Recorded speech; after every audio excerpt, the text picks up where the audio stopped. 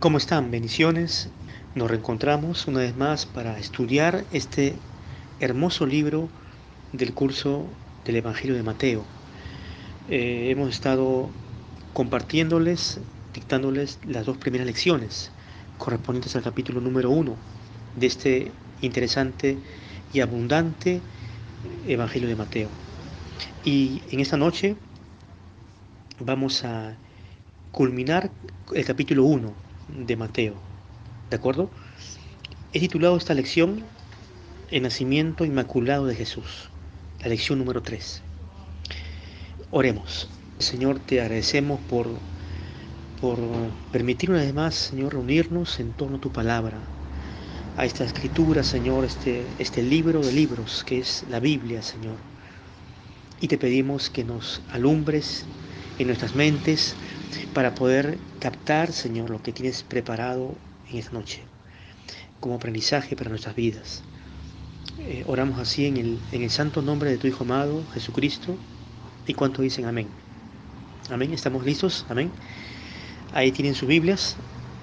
Tiene su Biblia usted ya lista, su cuaderno de anotaciones. Ahí les he enviado la guía de estudio de esta lección número 3 para que la pueda anotar, para que la pueda repasar juntamente conmigo y tener un tiempo de mucho aprendizaje en esta noche, en estos minutos de esta clase en audio.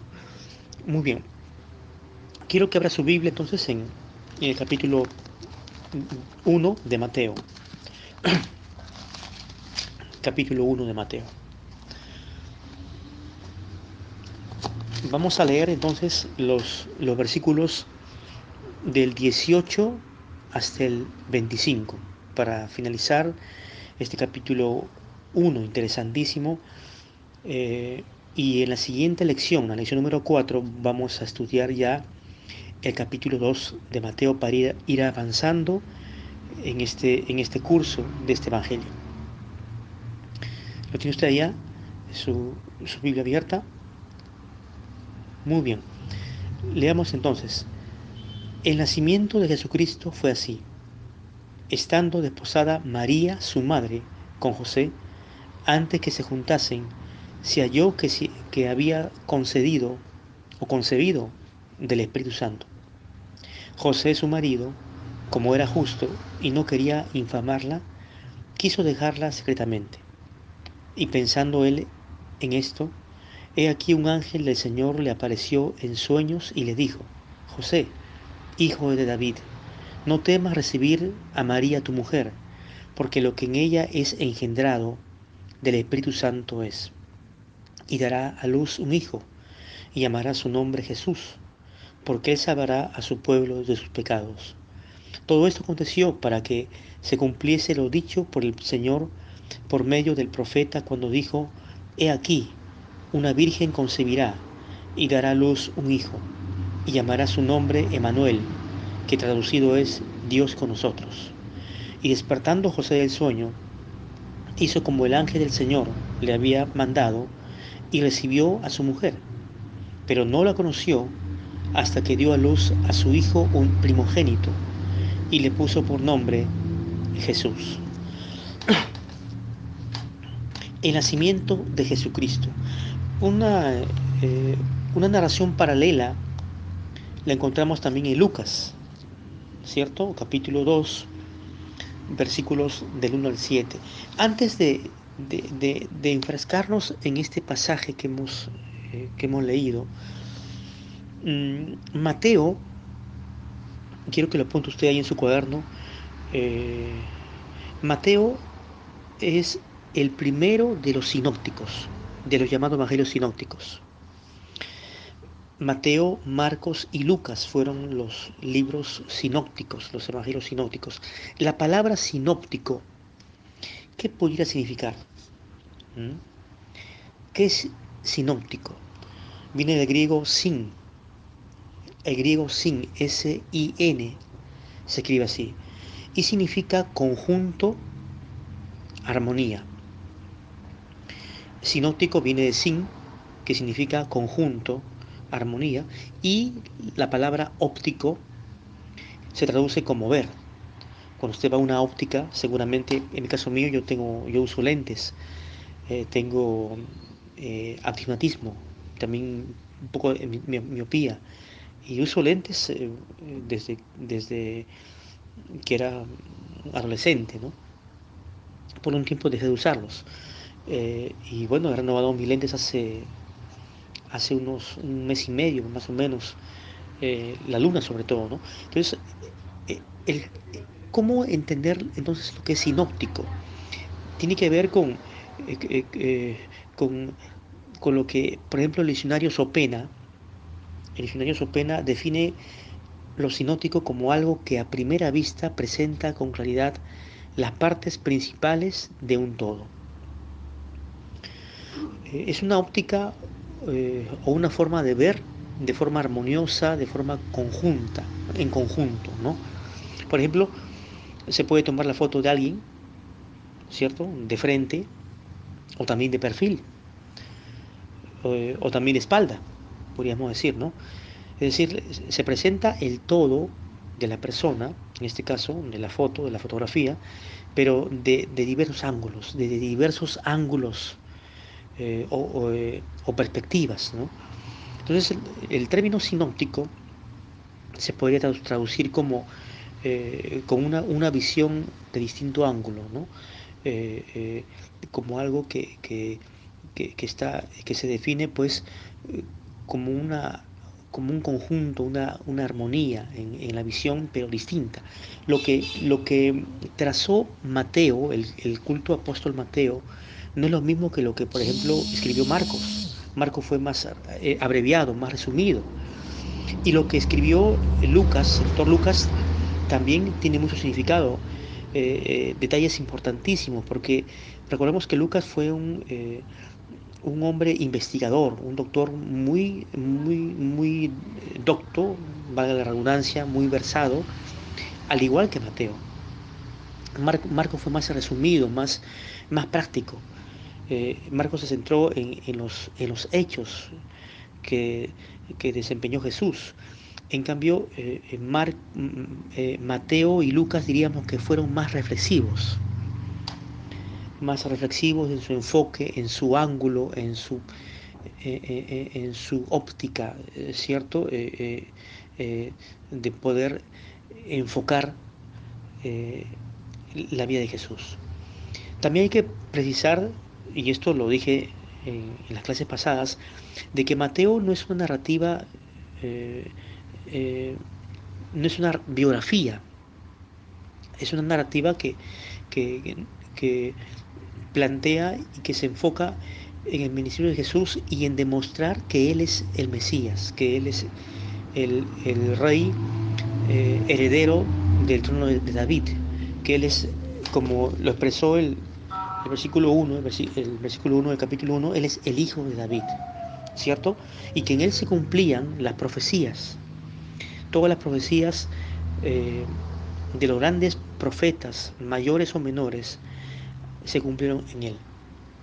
Y de que Él no era de ninguna forma un impostor, un mentiroso, sino que era pues el fiel cumplimiento de las profecías mesiánicas. Eh, lo otro que tenemos que ver es que, por ejemplo, en el caso de Mateo, al Evangelio de Mateo también se le representa, y creo que también lo nota usted ahí en su cuaderno, se le simboliza como el león.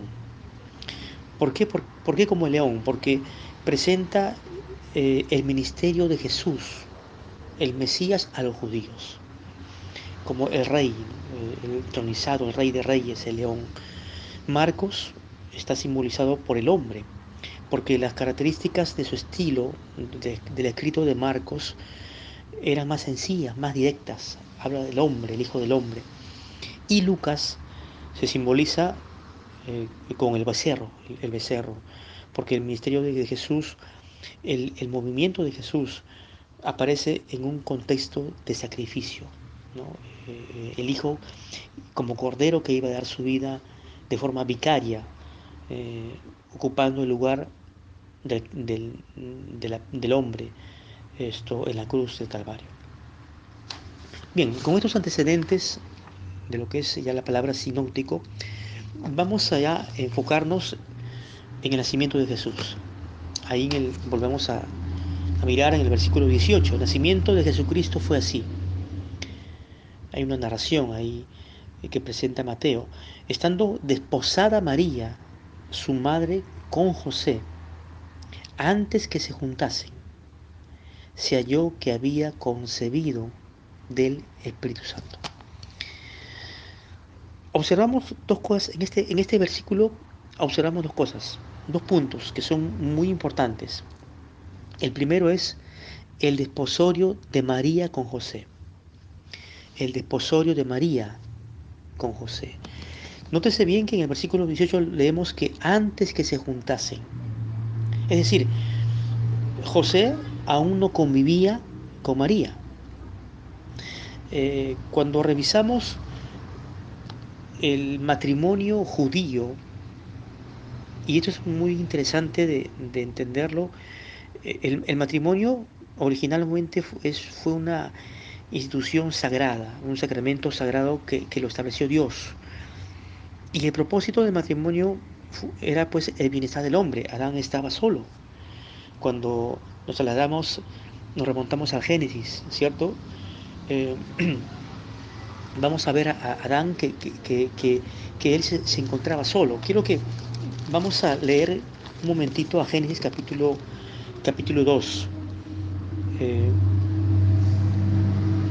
en el versículo en el versículo 15 vemos, tomó pues Jehová Dios al hombre y lo puso en el huerto del Edén para que lo labrase y lo guardase.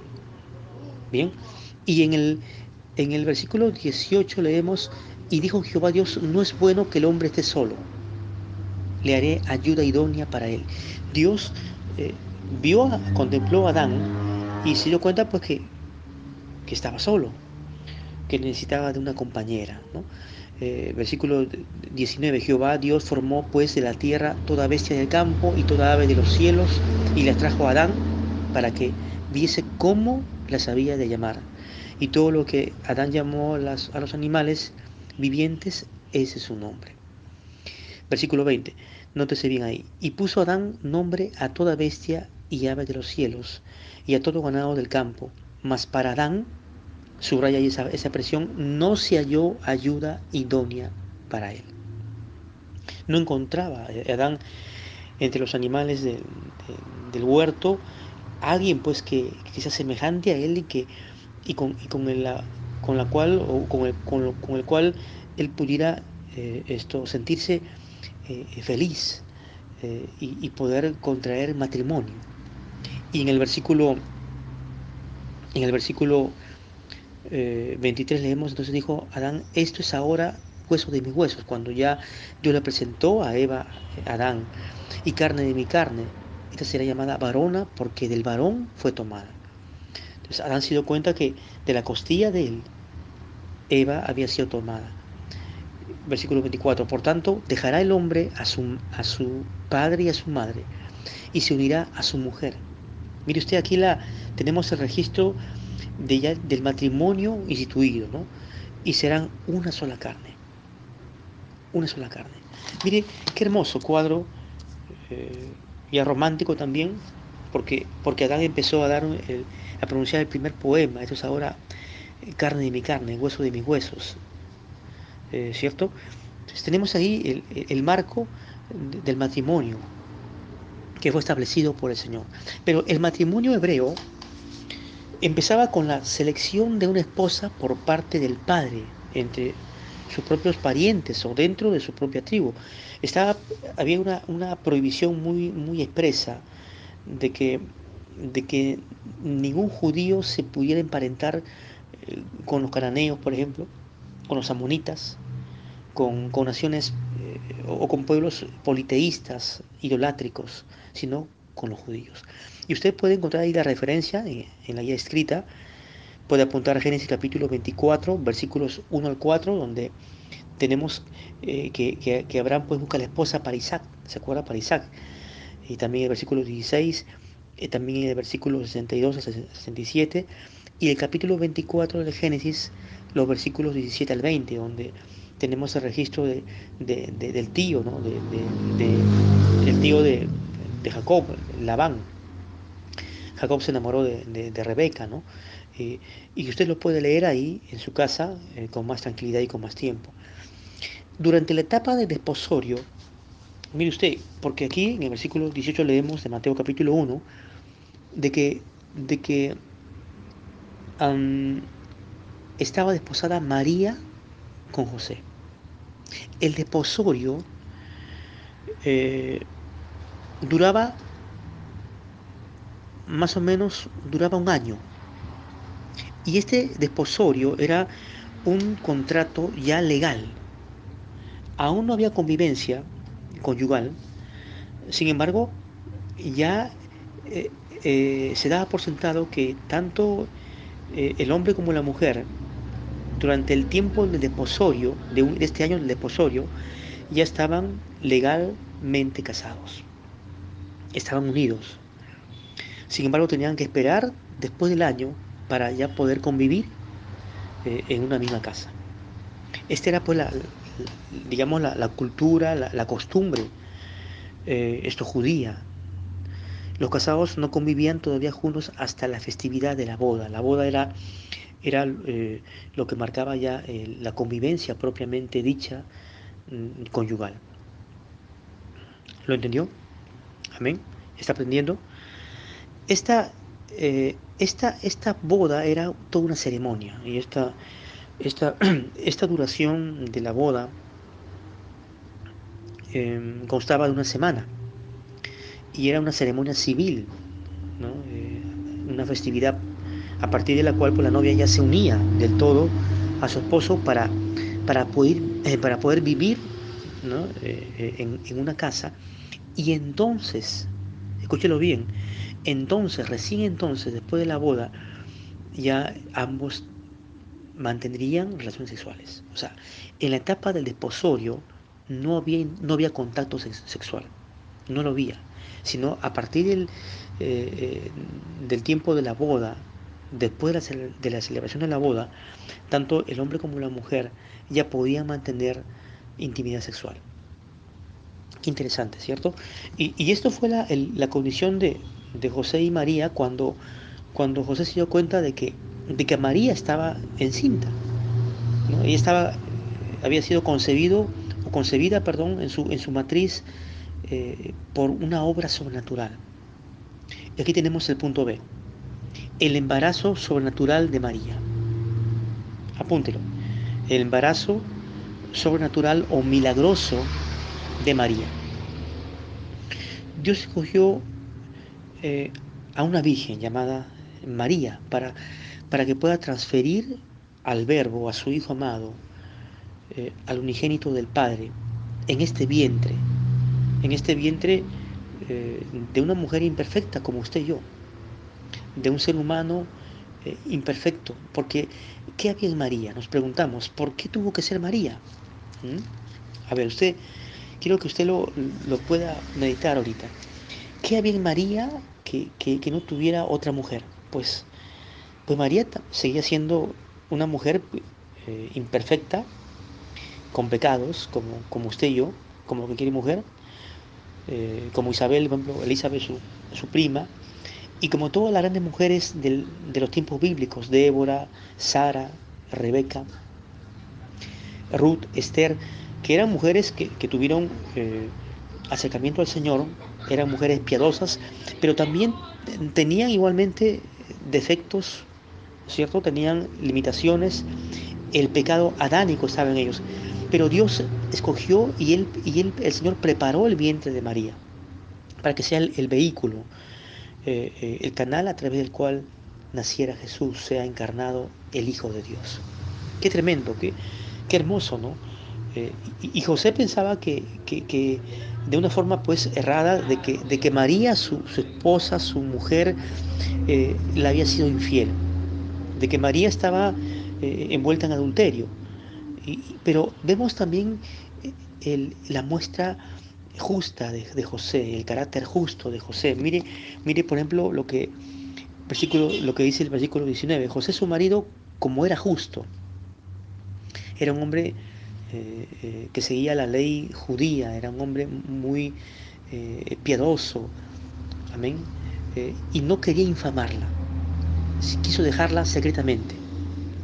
Había una pena, la pena capital cuando se descubría que tanto en una relación conyugal de desposorio entre el hombre y la mujer judía o judíos, pues se les descubría que estaban en un acto de adulterio por parte de uno de ellos. La pena capital era la muerte por apedreamiento, o sea, ellos tenían que ser apedreados. Y José quería evitar que María pues muera porque José la amaba. Mire, mire, mire la misericordia que Dios obró en José, en este hombre justo llamado José. Y esto es algo muy hermoso, cómo Dios preparó todo esto, ¿no? Cómo Dios permitió que María se juntase con José, un hombre justo. Por ejemplo, si leemos en Juan capítulo 1, Juan capítulo 1, en el versículo 14, leemos lo siguiente: y aquel verbo fue hecho carne y habitó entre nosotros, y vimos su gloria, gloria como el del unigénito del Padre, lleno de gracia y de verdad. Mire, el verbo se hizo carne a través de la matriz o del seno de María. Amén. Amén. La concepción virginal de Jesús en el seno de María fue lo que hizo posible que Él habitase entre nosotros. Amén. Que Él, que Él viviera entre nosotros. Y fue el Espíritu Santo de Dios quien hizo posible esta fecundación de una forma tan excepcionalmente milagrosa, tan portentosa, tan sobrenatural. José, al final de cuentas, creyó en lo que le dijo el ángel. Mire el versículo 20. Y pensando él en esto, he aquí, un ángel del Señor le apareció en sueños. Mire cómo Dios le habló a José a través de un ángel, pero en sueños. Le dijo: José, hijo de David, no temas recibir a María tu mujer. ¿Por qué? Porque lo que en ella es engendrado o es producido o es nacido o es originado del Espíritu Santo de Dios es. Y José entonces lo entendió. Versículo 21. Y dará a luz un hijo y llamará su nombre Jesús, porque él salvará a su pueblo de sus pecados. La palabra ahí Jesús, eh, eh, este término Jesús viene del griego y latín Yeshua. Josué también significa Yeshua o Jesús, que significa literalmente Jehová es Salvador. Y cuando hablamos de Jesucristo, es la unión de Jesús y de Cristo. Cristo en el hebreo es Mesías o Mesías, que significa el ungido. Y, y José pues supo que aquel hijo era Jesús, era el Salvador de, de un pueblo escogido por gracia, por Dios. Eh, Dice que Jesús vino a los suyos y los suyos no lo recibieron. Los grandes líderes judíos lo crucificaron. El pueblo que estaba engañado, pues gritó en su momento: crucifíquenle, crucifíquenle. Ellos no pudieron entender que en él se estaban cumpliendo cada profecía, que él era el Mesías, él era el Hijo de David. Amén. Versículo 22. Todo esto aconteció para que se cumpliese, en efecto, lo dicho por el Señor por medio del profeta cuando dijo: he aquí, una virgen concebirá y dará a luz un hijo, y se llamará su nombre Emmanuel. Esta profecía la encontramos en Isaías capítulo 7. Vamos a Isaías. Acompáñenme a Isaías capítulo 7, en el versículo 14. Isaías 7, 14. Ahí leemos: por tanto, el Señor mismo os dará señal. He aquí que la Virgen concebirá y dará a luz un hijo, y le llamará su nombre Emmanuel. Emmanuel La traducción ahí en el versículo 23 de de Mateo capítulo 1 es Dios con nosotros, o Dios entre nosotros. Él es el Emanuel, Él fue el Emanuel. Esto se cumplió, esta profecía, esta predicción de Isaías. Versículo 24. Y despertando José del sueño, hizo como el ángel del Señor le había mandado y recibió a su mujer. Mire, lejos de repudiarla, José, lejos de decirle, no quiero verte, María, ya no eres mi esposa, te voy a dar carta de divorcio porque tú me has engañado con otra persona, me has sido infiel, pues José entendió que esto venía de Dios, que esto era parte del designio, de la voluntad del Señor. Y José, eh, en el versículo 24, la recibió. Versículo 25, pero no la conoció, escúchelo bien, no tuvo intimidad. La palabra ahí, la expresión no la conoció es un eufemismo. Este eufemismo hebreo que una forma de aludir o de hacer mención a las relaciones íntimas, las relaciones sexuales. Por ejemplo, si usted lee en el libro de Génesis capítulo 4, en el versículo 1, cuando dice que conoció Adán a su mujer Eva, la cual concibió y dio a luz a Caín. Mire usted, conoció, es el eufemismo hebreo, que significa que tuvo intimidad sexual Adán con Eva. Y como resultado, pues nació nada menos que Caín, que fue el primer homicida, el primer hijo que mató a Abel, eh, Caín, el hijo del maligno. También podemos leer en el versículo 17 del capítulo 4 de Génesis, versículo 17, donde leemos, y conoció Caín a su mujer, mire. O sea, tuvo intimidad sexual, tuvo relaciones sexuales, la cual concibió y dio a luz a Enoc. ¿Mm? Luego también podemos leer el versículo 25, y conoció de nuevo Adán a su mujer, mire usted, cuando ya murió Abel, la cual dio a luz un hijo y llamó su nombre Set, porque Dios dijo ella, es decir, Eva, me ha sustituido o me ha reemplazado otro hijo en lugar de Abel, a quien mató Caín. Volviendo a Mateo capítulo 1, versículo 25, pero no la conoció hasta que dio a luz a su hijo primogénito, el primer hijo primogénito, y le puso por nombre Jesús. José obedeció, José obedeció el mensaje angelical de este ángel anónimo que se le presentó un día en sueños. Y, y José tuvo más hijos con María.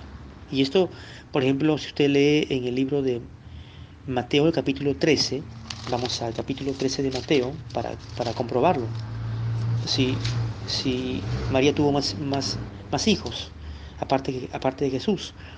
Mateo 13, versículos 55 al 56. Mire lo que se nos menciona ahí. Mateo 13, versículo 55. Leemos ahí, ¿no es este el hijo del carpintero? ¿No se llama su madre María? Nótese bien ahí. Y sus hermanos, Jacob, número 1, José, número 2, Simón, 3, y Judas, número 4. ¿No están todos sus hermanas también, con nosotras o con nosotros? ¿De dónde pues tiene todas estas cosas? Versículo 57, estaban hablando de Jesús y se canalizaban de él pero Jesús les dijo, no hay profeta sin honra, sino en su propia tierra y en su casa. Mire, Jesús tuvo 4 hermanos, llamados Jacobo, José, Simón y Judas. Y esto está comprobado en este versículo. Pero además tuvo hermanas, mujeres, que no se nombran sus nombres. Pero Jesús tuvo hermanos y hermanas. Y en consecuencia, su mamá, María, tuvo más hijos. ¿Qué le pareció? En cuanto a la fecha, para terminar nuestro estudio del nacimiento de Jesús, se la ubica entre los años sexto, el año 6 o el año cuarto antes de la era común, según Mateo capítulo 2, que vamos a estudiarlo en la siguiente lección. Sean bendecidos, un abrazo para ustedes en este día. Amén.